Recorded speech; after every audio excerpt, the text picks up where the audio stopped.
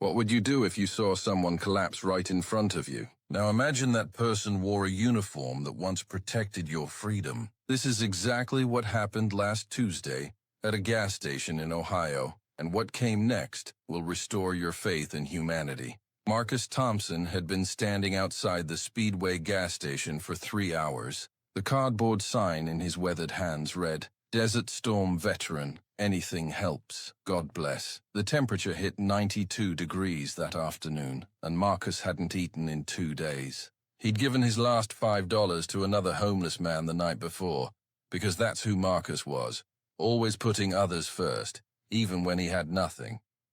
People walked past him like he was invisible.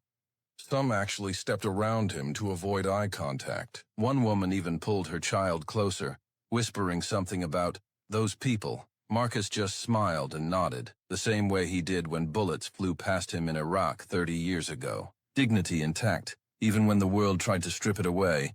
Then his knees buckled. The heat, the hunger, the exhaustion, it all crashed down at once. Marcus collapsed onto the burning concrete, his sign fluttering away in the wind. For 30 seconds, nobody moved. 30 seconds that felt like 30 years. People just stared, some even filming with their phones. That's when the rumbling started.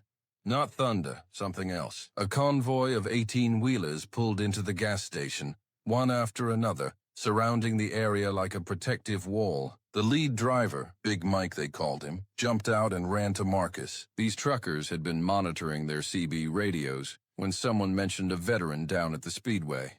Within minutes, they'd created a human shield around Marcus. One trucker, a former combat medic, checked his vitals. Another ran inside for water and food. The third called 911, but not just for an ambulance, for the VA hospital, demanding they send their best. But here's what changed everything. Big Mike recognized Marcus. They'd served in the same unit. Marcus had saved Mike's life in 1991, carrying him 2 miles through the desert with 3 bullets in his own shoulder.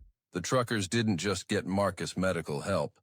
They raised $8,000 on the spot, found him temporary housing, and one owner-operator even offered him a job managing logistics at his company. Sometimes angels don't have wings. Sometimes they have 18 wheels and diesel engines. Marcus is recovering now, employed and housed. But more importantly, he's reminded that his service, his sacrifice, still matters to someone. What would you have done? Share this story if you believe no veteran should ever stand alone.